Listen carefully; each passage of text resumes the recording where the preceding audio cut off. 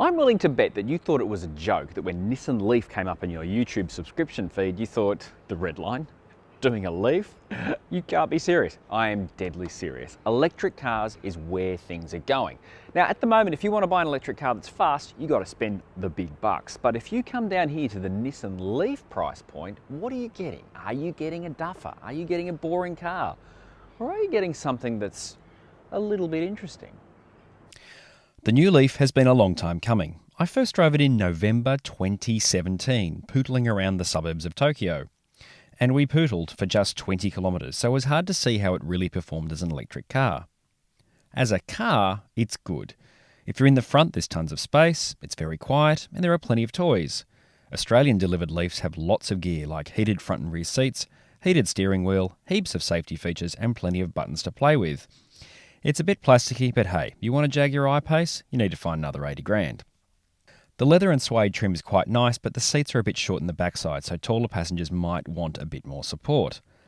The 8-inch screen is way better than the awful 5-inch on the pre-production prototype I last drove. It's also got Apple CarPlay and Android Auto, as well as an inbuilt sat-nav. The back seat's a bit tight looking, but you do sit a little higher than normal because you're on the batteries, so the different angle means your legs are a bit more upright. It's still not spacious though. It's not a 5-adult car for anything other than short trips. The dash is a good layout with a normal analog speedo and a decent sized screen for all the different things you can display. Obviously, you're going to spend more time looking at how you're driving and how the range is going. Power comes from this electric motor with 110 kilowatts and 320 newton meters of torque with a different claimed range depending on which standard you choose. To get it moving is this rejected Year 3 pottery class project. Don't ask, I don't know why it looks like this, and it feels weird in the hand. The exterior is better looking, but still not all that pretty, but it's more normal. The 17-inch wheels somehow look like 14s, but it's otherwise inoffensive. The old Leaf looked like a deep-sea creature at the front and like it had been rear-ended at the back. The thing I like about the Leaf is it's just a normal car for normal people. It just happens to be electric. And that's where this car really does work in my head.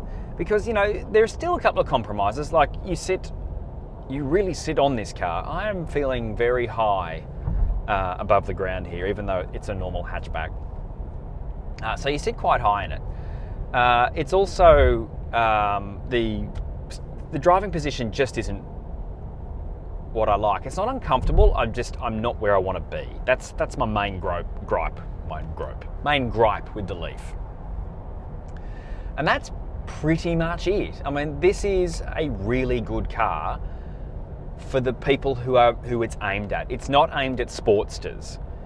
But if you do like driving, you're not going to be totally disappointed. The old car was just such a boring car to drive. It was really dull. It was tubby, it was slow, and you had to have not just one eye, but both eyes on the range, which, you know, it doesn't make for very interesting driving.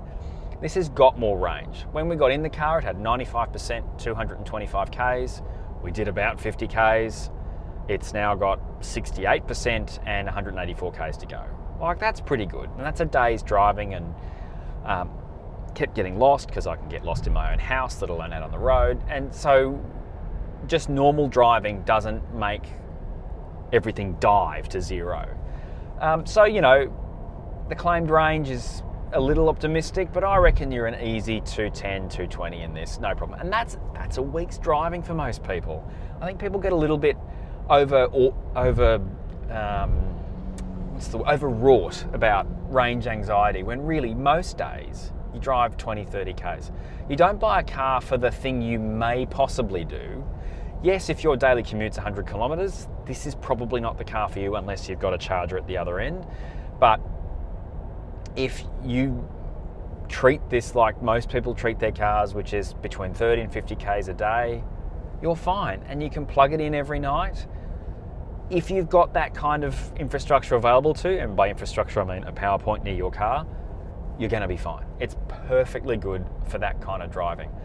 I do like driving it. I love the torque. The software is making the torque a little bit soft.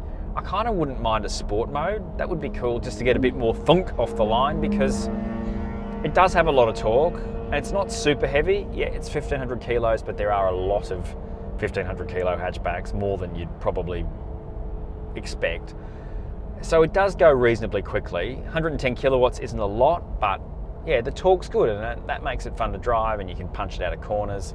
And because, of course, all of that weight is much lower than in your standard hatchback, that means it's got a low centre of gravity. So it's more capable than you might expect.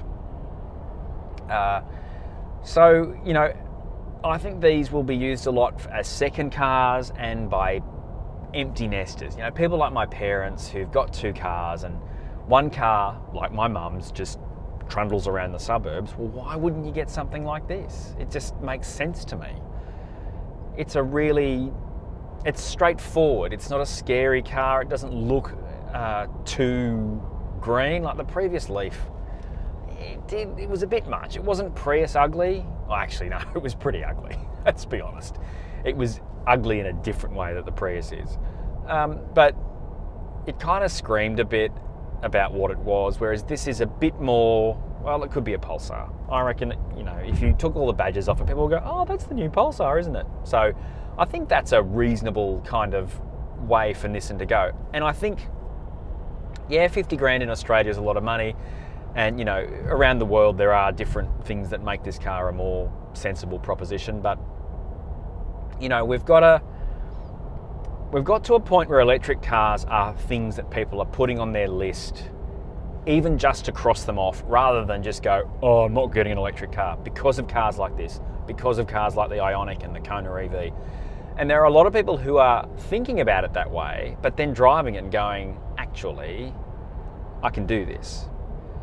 And that's where this car needs to be. It can't be that, you know, much more expensive Porsche or Jaguar or Tesla or whatever.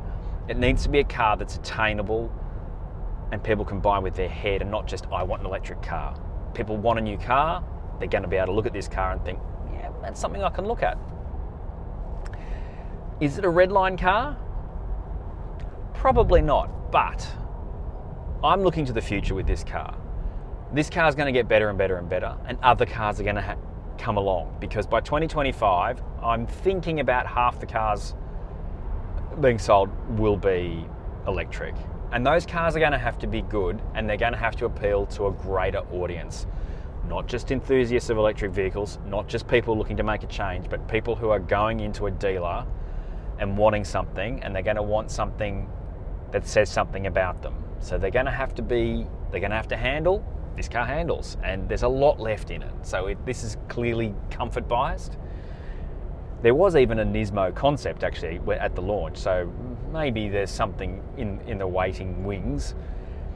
But as the range improves, as engineers in car companies get their heads around how to make these cars sporty, we're not that far away from an electric hot hatch. And I think that's really cool. And this car is a big step forward for that. And it's a big step forward because this is the second generation. And I know I keep going on about that, but a second generation electric car, this is the first one. Not Tesla's iterative bit by bit by bit by bit. Nissan drew a line in the sand, said we're going to do a new one, built a new one. It is much better than the old one. And this is only going to pick up pace. And that means in a few years, you and I, performance car types, are going to have an electric car in this price range that we're going to go, yep, I can have that. This is absolutely not a sports car, I get that. But what it really shows is that electric cars are getting better and better. They're getting more normal, which means part of normal is getting fast ones. Electric cars are here to stay. Nissan has now sold over 420,000 of these. By the end of the year, they're probably going to hit 500,000 for the first and second generation Leaf. They've sold nearly half as many Leafs of the second generation as they sold of the first. That is impressive in 2 years. What it does also show us is that electric cars are getting more interesting. This is a much better car than the first Leaf. It's fun to drive. It's not fast, but it is fun to drive. It also means that if you have to buy an EV, this is a good EV to buy, because it's not only is it affordable, but it's fun.